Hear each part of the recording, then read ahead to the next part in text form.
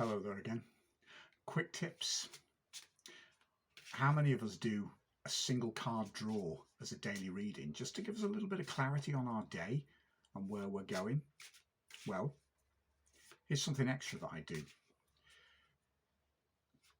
Draw my single card, and for today my card is the King of Pentacles, which for me is saying a lot about sitting and waiting and letting things come to me rather than going out proactively.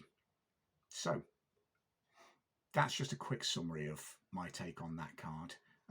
I've got very personal readings for kind of drawing that interpretation, and that's made a lot of sense for me about today, certainly in the light of the last couple of days.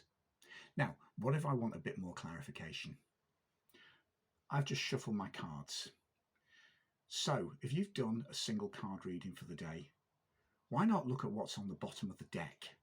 I view that card as the foundation of the deck, and actually, in this context, it's the foundation of the day. So let's turn it over and we can get some clarification on our single card.